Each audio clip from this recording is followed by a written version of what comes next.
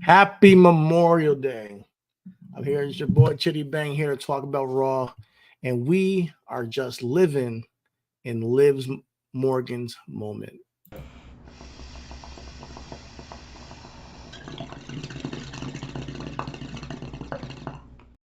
Welcome to Raw Takes with Chidi Bang, one half of Reasonable Wrestling, and I'm here to recap the May 27th episode of Monday Night Raw. Um, It was a good show. Happy Memorial Day to everybody. Hope you had a good day. I'm going to make this quick because my day was not a holiday. It was a very busy day, but that's what we want. We want to be keeping hard. Evolution ain't a mystery. It's hard work. And I put a lot of hard work in today. I can't wait to get some rest, but I can't get some rest without giving y'all my takes, my raw takes on Monday Night Raw.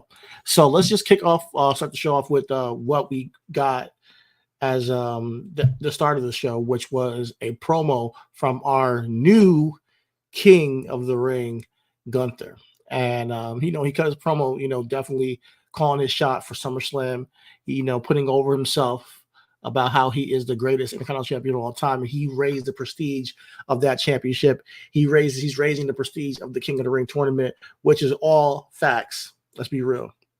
It's all facts, and how he's going to beat Damian Priest at SummerSlam and raise the prestige of the World Heavyweight Championship, which I think will also be facts. Damian Priest did come out to, talk his shit as well. He did bring up the fact that Gunther didn't even beat Randy Orton. So there is a little bit of controversy in the finish because Randy Orton's shoulder was up. I'm not sure if that was planned or not, but I think Triple H did come out and say that he would like to see a rematch, but the referee's decision is final. So there's an asterisk, if you want to say, for the guy who wants to, respect this great sport, and he has now won the King of the Ring, but there is an asterisk there. If you're being serious, if we're being honest and we're being truthful to what happened. So Damian seems to be coming out and just spitting truths whenever it's him and somebody else, whether it be Damian Priest against Drew McIntyre a couple weeks ago on the mic. Or him versus Gunther, he's just able to spit his truth. So I like what he's doing. I like where he's going with things. But I got to get to Damian Priest a little bit later on in the night because there's certain things that I like and I see him seeing with him that I think in the future I don't want to see as much. But I'll talk about that in a little bit. Drew McIntyre did interfere that, and he talked about how, let's be real. You don't overlook me pretty much because you got to face me at Scotland, Clash at the Castle in less than 3 weeks. I'm going to be world champion. Let's be real. So they had their back and forth, their tit for tat. Drew McIntyre brought up the fact that they're going to be in his home country. So he's playing a home game against Damian, and that they're going to get in his head and all that stuff. So with that being said, there is some truth to that as well. Like, me and Chris were talking about this on the pod this past weekend. Does Damian have to lose at Clash of the Castle? Because this will be the second time that Drew lost a championship match at Clash of the Castle. And I some people don't see it. And mind you, he lost in Wales. He didn't lose in Scotland last time, so it wasn't his real home country. Now it's going up to Scotland in his home country. Does Drew McIntyre lose in his home country? I will say this: WWE is not opposed having people lose in their home country. Damian Priest has just kicked off this title reign, and if he loses this title at Clash of the Castle, I don't think his title reign did anything for that championship. If we're being completely honest, I think there's more things to do with Damian Priest. So I as much as I right now, Drew McIntyre is one of my favorite guys on the roster right now. What he's doing on Monday Night Raw, but Damian Priest, I think, is growing as a champion as we speak, and him losing to Drew could be detrimental to him in the long run. He's gonna have like a Jack Swagger type of run where people it's forgettable, and I get it. Transitional champions are a thing, But do we want to do that in this era? Like, do we want to go back to the old ways of things where you just throw a title on somebody to make the guy? It doesn't work. We throw it on somebody who's already made, and we completely forget about the guy, because it could do more harm to Damian if he loses to Drew, like, at Clash. So that's my kind of like conundrum. I kind of want to see Drew with the championship because the biggest angle is him and CM Punk on Raw. But at the same time, I don't think it's time for Damon to lose so quickly. He's had a couple of defenses. What I would, I don't know. I don't know. We'll see.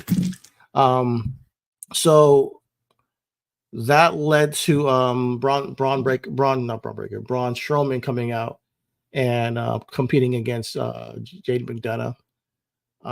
It was an interesting match because he's obviously dominating him in most of the match, but he did get became a commercial break. All of a sudden, JD McDonough has him on the ground and he's trying to get some offense. I don't know what happened. So, but all in all, there was interference from Judgment Day, of course, Finn Balor there, and then pretty much Braun overcame of it. He hit JD with the power slam, and he got the victory. However, he did injure his knee, and he was chasing JD the rest of the night. He was pretty much in pursuit of him, which plays into the main event a little bit. So after that, we got a backstage segment with the Ricochet. He's nursing his ribs from last year's assault from Braun Breaker. Ilya comes over to him and says, "Hey, thank you for pushing me out the way last week." And Ricochet is like, nah, like he wants to challenge him for a match. He's like, listen, me and you are not done. And, Ilya's reluctant to accept it because he said to him straight up, like, listen, I'm a man that breaks people. I can break people, but I don't fight people who are broken. And then Ricochet took that as offense and said, listen, man, I got money. I've never been broke. I mean, is that a bar? You guys tell me. Either way, they do have a match because the match happens. Ricochet selling his abdomen the entire match, but once again, they steal the show. They have some really great chemistry, but the match is not finished because there's a disqualification finish because Braun Breaker shows up, he spears Ricochet, and then he does the same to Ilya. So yeah, Braun Breaker is on a rampage. He wasn't supposed to be there. Adam Pearce did suspend him for a little bit for his assault last week and told him not to come, but he ended up showing up anyways. After that, we do get a segment backstage in the parking lot. Karrion Kross is trying to recruit, or I'm not necessarily recruit, but he's telling Xavier Woods that, like, yo, let's get away from this New Day thing. And Kofi had his time in the sun and he's holding you back type shit. And anyways, this sets up a match next week with AOP versus New Day. That leads into an AOP versus Creed Brothers match. I'm a big fan of both of these teams. AOP, I like that fact that we have a dominant, like, big guy tag team. I like that. I've always been a fan of, like, natural disasters back in the day. I'm not sure if you guys know about the young kids nowadays, but Natural Disasters was one of my favorite tag teams back in the day. Those big boy teams, Heavy Machinery kind of like gave me a vibe of them, but one of them got let go. Now we got Otis, but him and Chad did their thing. But AOP, they actually have an homage to the Legion of Doom, another big man tag team, legendary. Their finish is like a sit down powerbomb net breaker combo. They hit that finisher to secure the victory. And that is an homage to not the move itself, but the name of it, What a Rush, is an homage to LOD, given to them by their manager, Paul Ellering. So that was cool. I like that little touch on that. We'll get New Day versus AOP next week. So I'll tune in for that as well. We then get a brawl between Ludwig Kaiser and Sheamus. Sheamus came out to call him out because they've been talking mad shit. Love have been talking that shit. And like, nigga, like, what's up? Like, come see me. And Love is like, nah, I do things on my own time. Sheamus was like, all right, I got to go back there and fight you. He pulls up on him. They fight. They brawl, get pulled apart. That's pretty much all there is to it. They got a match coming up next week on Raw. So we'll check that out. I think Ludwig, I think they see something in him. I think the fans, I think not the fans, the administration, backstage, the corporate, the office, higher up, see something in Ludwig Kaiser. because they're really trying to push this guy down our throats. They've given him packages. They've given him the mic a lot. They've given him time to show his character. I like Imperium as a tag team. They got away from his tag team partner. So they see him as a single star. I don't know where this is going to go, but him and Sheamus are going to fight next week. We'll see. After that, we got Lyra Valkyria versus Kairi Sane. Another really good match. Lyra won with a crucifix pin after getting her legs up when Zayn went for the insane elbow. She got her feet up.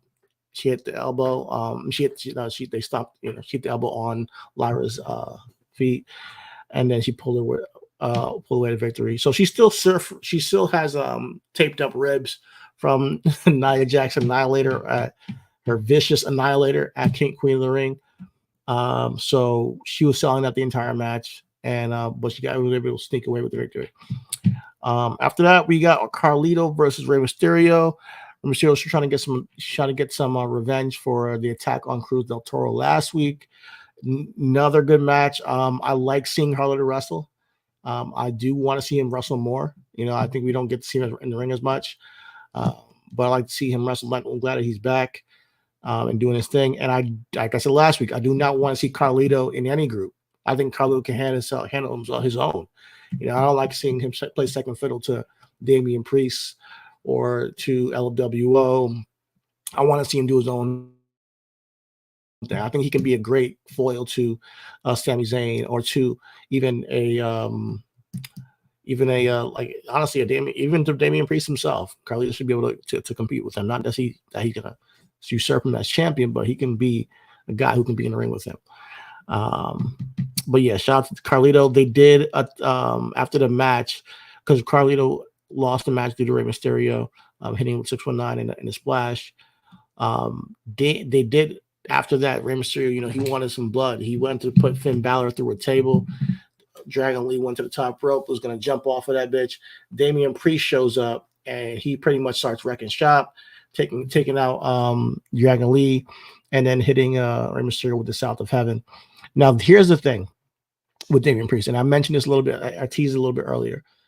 Damian is the world heavyweight champion. Him coming to save his guys over and over again, to me, is not the best use of your world champion.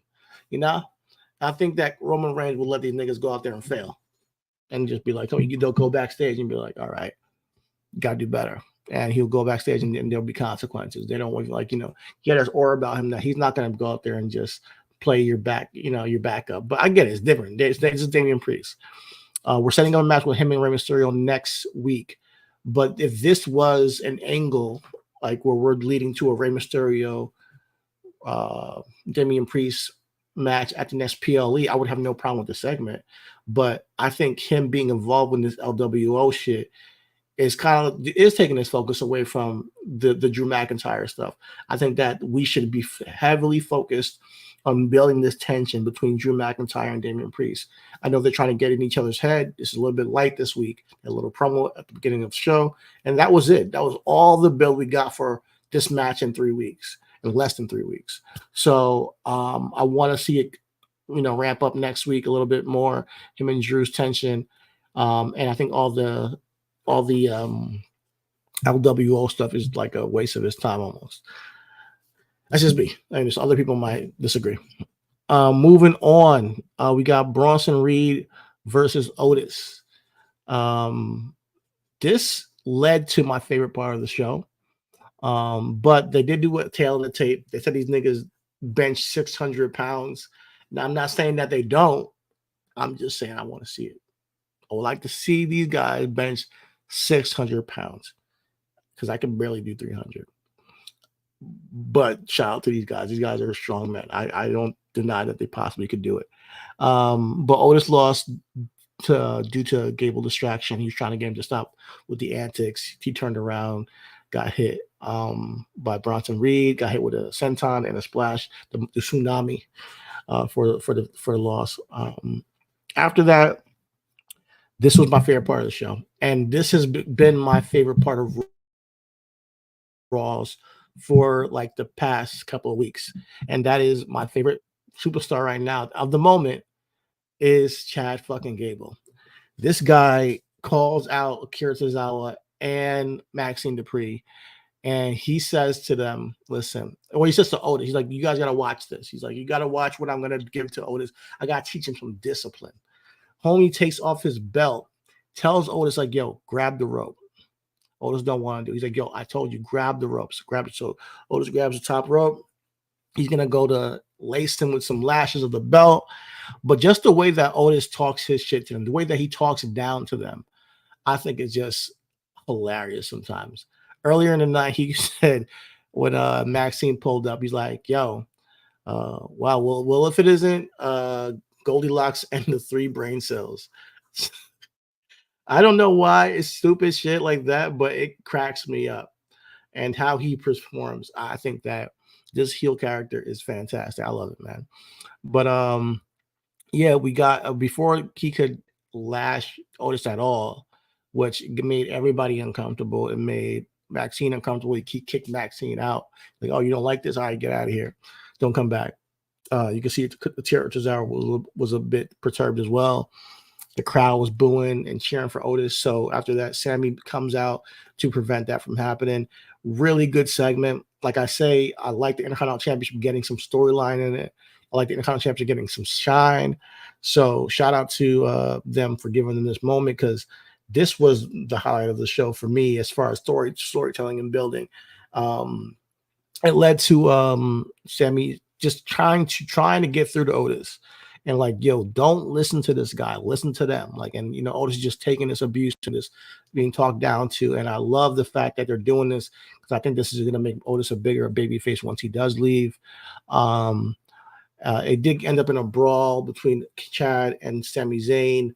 Otis tried to pull them apart, and like Sammy, like when he got the upper hand, but then that allowed for Gable to hit a German suplex on him and get the upper hand. And you know, Otis had to just sit there and watch him beat him up.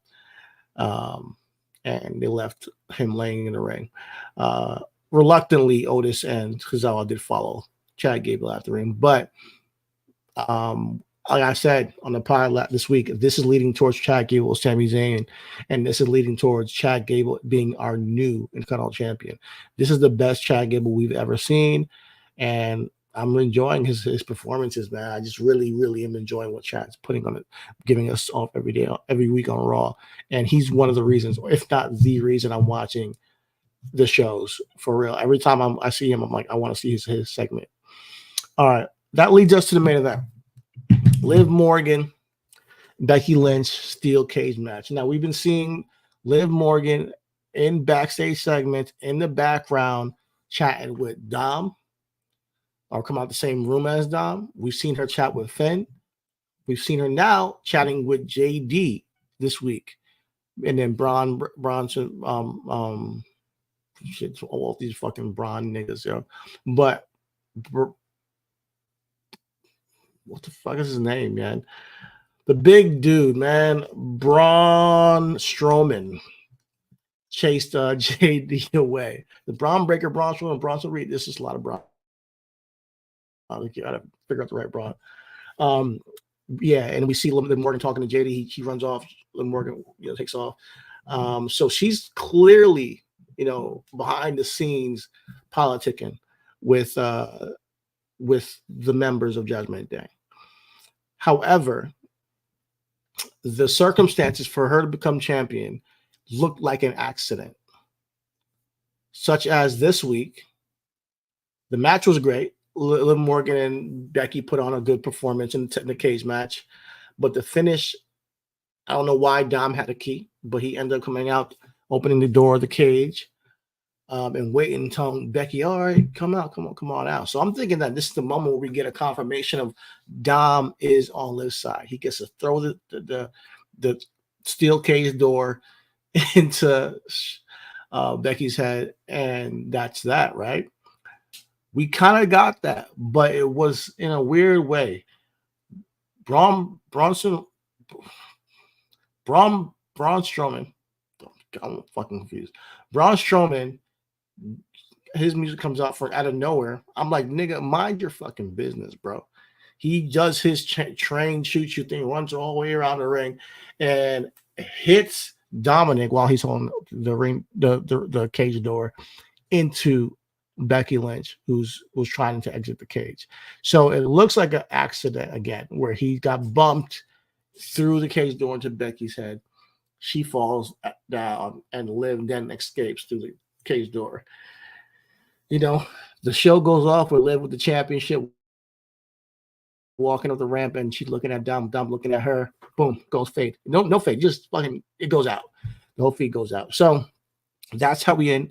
And my statement is that at the end of all this, let's be real. We're living in Liv's moment. This is Liv's moment, and we're just living in it. Liv is on her revenge tour, and this, tea leaves and trickle down of how the story is going to play out for the women's championship.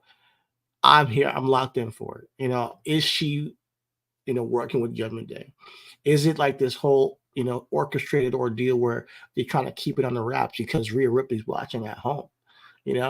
So, we'll see. We'll see how it all pans out. Liv has, she vowed to take everything away from Rhea Ripley. So if she ends up taking Judgment Day, or at least Finn, JD, and Dom away from Rhea, I think that's an accomplishment of her revenge.